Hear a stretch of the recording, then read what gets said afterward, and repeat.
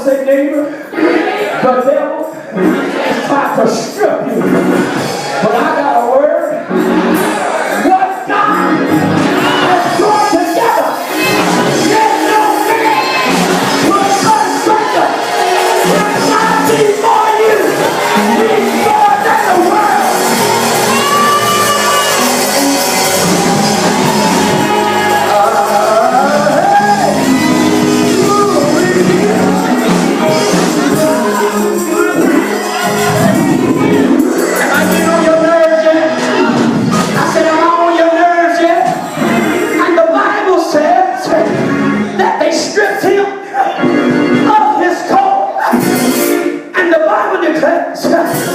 And they took him and cast him into a pit, and the pit was empty. The pit was lonely. The pit was very dry. Sometimes the devil will cause you to be in a dry place, a place of loneliness, a place of despair.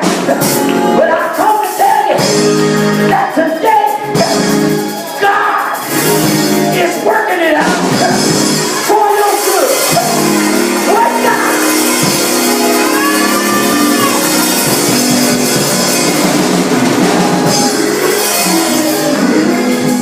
If you follow the story of Joseph, you'll find that Joseph went in a pit.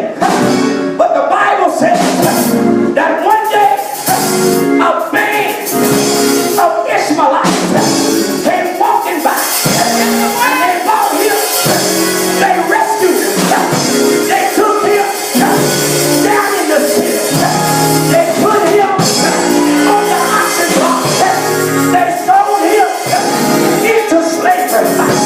Tell your neighbor, neighbor, oh neighbor, I ain't for sale.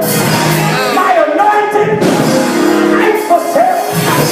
My gift ain't for sale.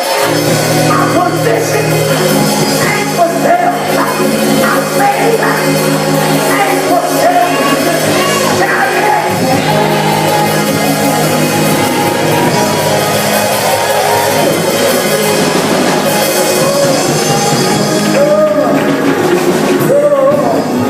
The Bible says that they took him down to the pit. The Ishmaelites came by.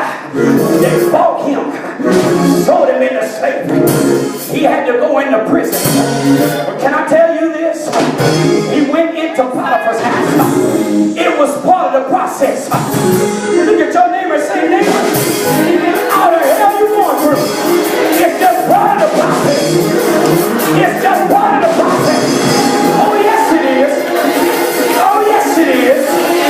Oh yes it is.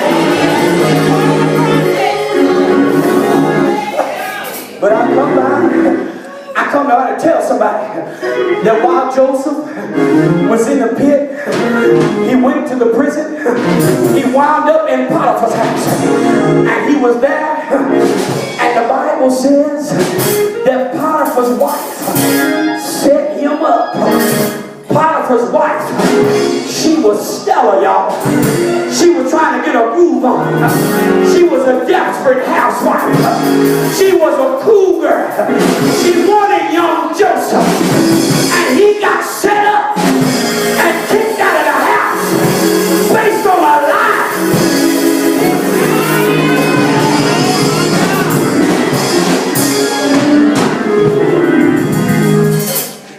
If it wasn't bad enough that he got stripped of his coat when he was getting ready to get thrown in the pit, here he is.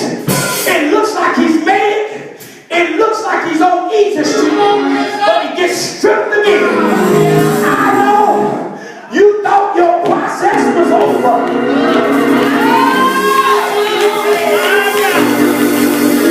I'm preaching to somebody. But as soon as you look around, at least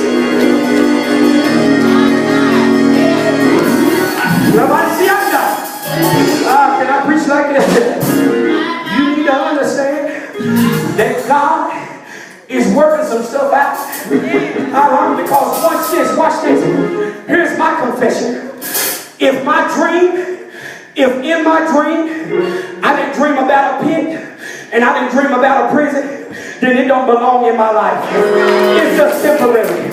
I understand it's just part of the process. But where I am, this is not what I dreamed about. You ought to look at somebody and say, where I am right now in my life, this is not what I dreamed about.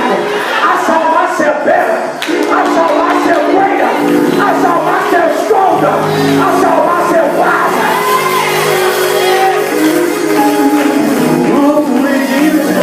Can you help me preach this message? Tell your neighbor, oh neighbor. Tell them, say, what I saw in my dreams is not what I'm seeing right now.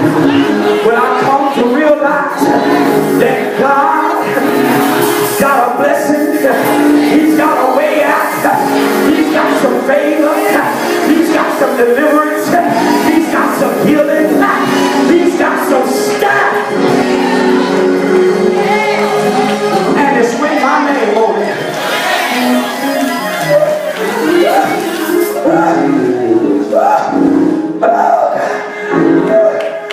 Look at somebody. I know I've been telling you to talk to your neighbor, but that's all right. You need to encourage somebody. Tell them, say, anybody can quit, baby. It don't take a lot of strength to quit. Anybody can throw in the towel. Anybody can walk away. But the problem is, can you stand? Can you stand on what? On the word. Can you stand on the promise of God? Can you stand on what He said? It will happen. But the Bible said, I know the thoughts and the plans that I have.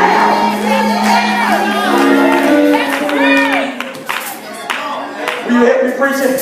You're going to help me real quick? I'm getting ready to do my altar call. But will you help me preach this final message? Will you help me preach this final point? It's a repeat of what we said earlier. Because sometimes I need to hear it again in order to convince myself. Will you lay hands on your old crazy self and say, I'm coming